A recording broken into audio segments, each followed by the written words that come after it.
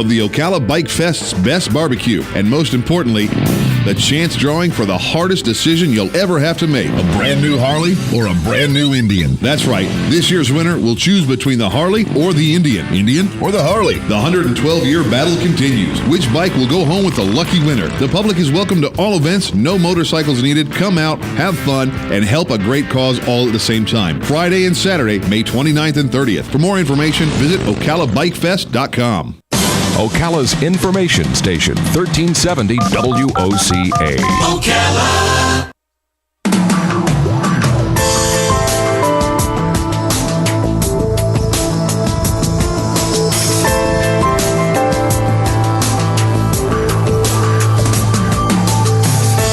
All right, 5 minutes after 11 o'clock. Thank you for tuning in. One of my fondest memories when I was a young father. My son is now going to be 29. 29? Yes, 29. Wow. But I remember when he was just a little guy, I would take a book that was his favorite book or one soon to be a favorite book. We'd lie on the bed at night and we'd hold the book over our faces and I would read the stories to him. It was just such a delightful thing to be able to have experienced. It's probably if I get a chance to stand before God after I die and thank him for anything, it'll be that. Mm-hmm. I will say, whatever disappointments I had in life, you made up for it 1,000-fold by giving me this wonderful experience of having been a dad. So to teach about the Bible, though, wasn't always easy because there weren't too many books that you could take to the bed, and just kind of read. The Bible's a little bit complicated. It uses language that's a little bit awkward, to be honest, even for an adult, right? Mm-hmm. There was a story this morning that fewer Americans identify themselves as Christians. This is based on one of those Pew Research things. And so with that said, and if it's important to you to instill the teachings of the Bible to your children, then maybe you'd be interested in knowing that there is a wonderful book that does that. It is called I Can Learn the Bible, the Joshua Code for Kids. I don't even know what the Joshua Code is. We're going to learn together. 52 scriptures every kid should know. Holly Hawkins Shivers is the author, and she's on the phone. Good morning, Holly, again. Good morning. Thanks so much for having me. Oh, you're welcome. Sounds like there's a little delay, so I apologize for that. It might make it awkward a little bit. Tell me about the book. I Can Learn the Bible. Oh, first, what is the Joshua Code? What is that? So, really, this book came out of, it's really kind of an adaptation of a book called The Joshua Code, written by my father, O.S. Hawkins. And that is just based on the verse in Joshua 1:8 that says, "Do not let this book of the law depart from your mouth, but meditate on it day and night, and be careful to do everything written in it. Then you will make your way prosperous and be successful." And so what he did was he took that verse and he developed a book, the Joshua Code, 52 scriptures every believer should know. And learning verses from the Bible is kind of a lost art these days. And it just really emphasizes how important it is, not for us to just get into the Bible, but for us to get the Bible into us and memorizing those verses. And so there's a verse a week with a devotional that goes along with it. And I have 4 young children of my own, so I was kind of taking some of those devotionals and adapting them and putting them in the language that we use around our house that's just simple and fresh and easy with the kids, and then ended up putting together some samples, and that's how I Can Learn the Bible came to be. It's 52 verses for kids with devotionals that go along with each verse. So as a mom, you have this, I don't know if you call it intuitive or this instinctive way of translating so that children really hear the real message. Exactly. And really, I mean, the Bible, as you mentioned before, a lot of the language in the Bible, things that are complicated about the Bible, but really the message of the Bible is simple. Kids can understand the Bible. You just have to put it in the language that they understand and just make it as simple as you can. I use a lot of word pictures throughout the book, which really help. For instance, the first chapter is of just the first verse, Genesis 1:1. In the beginning, God created the sky and the earth, and I have the kids just close their eyes and be as still and quiet as they can for 10 seconds, just to illustrate that's what it was like in the beginning. It was dark, it was quiet, it was void, and so just kind of unpacking that verse and giving them a picture of what it means, just really trying to make it real to them. The book is. I know it's for children, but I think what I want to say is, let's say this book found its way to like the coffee table at a doctor's office, and let's say I was just waiting in the doctor's office. Oh, let me pick this book up. I don't think I would put it down and say, oh, this is a kid's book. I think I would read it. I don't think I'd put it down just because it was designed and intended for children. I totally agree. I think all of these scriptures included in this book, we all need.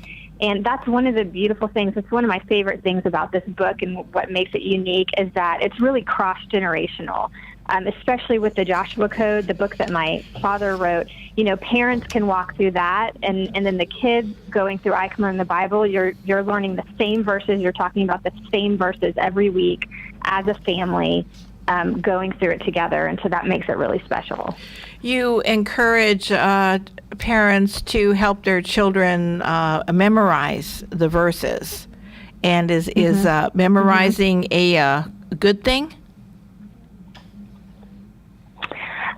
You know, my whole emphasis with that is I believe it is a good thing. I think, you know, my oldest actually is 12, and getting older. As he's entering middle school, my husband and I are starting to feel some of those pressures and weights of, are we doing everything we can to prepare him for life? We hold such value in the Bible in that knowing, as Isaiah 48 says, the grass withers and the flower fades, but the word of God will stand forever. And so if we're putting that into our kids' hearts, if they're memorizing it, when they leave and we're no longer around to guide them and to help them and to, you know, teach them along the way, they have that inside of them. They have that word that they've memorized with them forever. And then really more than just rote memorization, I feel like the most important thing is just making it real to them, talking about the verses. We do a lot of that in our house. If we're memorizing a verse, for instance, one of the chapters is called Looking Good, and it's talking about how, you know, people around you will always be looking at the outside of you. Is your hair pretty? Are you too skinny? Are you too, you know, as you grow, you know, people are always looking at, but God looks at your heart, the inside of you. Well, what does that mean? What's on the inside, and how can you focus on the kind of person that you want to be instead of the way that you look? And just really talking and making it real to them in their own unique situation. What does that look like for you in your second grade classroom this week and around your friends? And so talking about the verses and then learning them together, the power in that. How did you, how old were you when your dad wrote the Joshua Code? This was just a couple of years ago that the Joshua Code came out. Okay, so very recently. So you were an adult.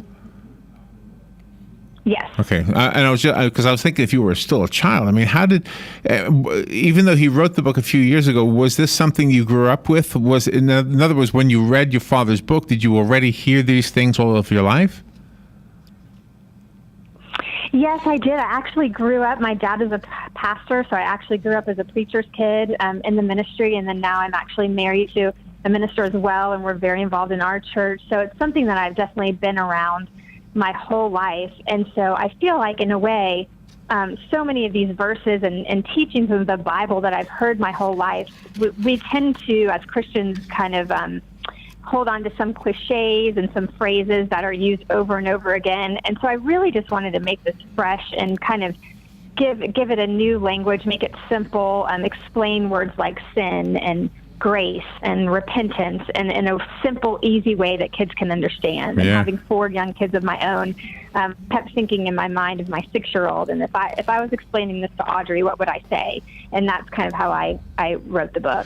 It's a nicely published book. It's wonderfully written. It's got some beautiful illustrations in it. And if you would like the copy that was sent to us, you can have it. Just call me right now at 622-9622, and I'll leave your name. I'll leave the book here for you with your name on it.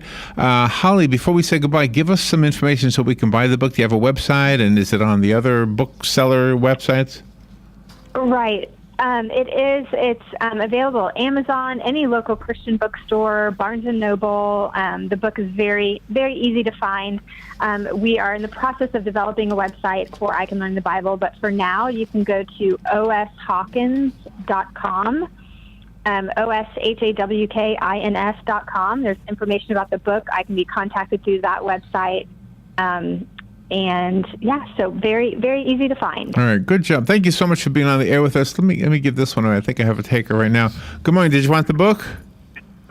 Yes, I do. Okay, and tell me your first name. Susan. Susan, the book will be waiting for you here, okay? Great. Thank you so much. Oh, you're welcome. And Holly, thank you so much. Thank you for being on the air with us. Good luck with the book. And where are you? Where are you calling from? I'm calling from Dallas, Texas. Dallas. All right. Well, if you're ever in Central Florida, come and visit us.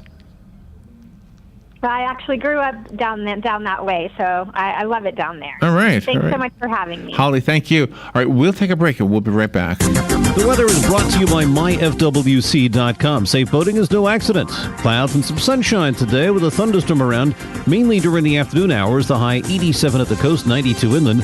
Partly cloudy tonight, low 68 to 72.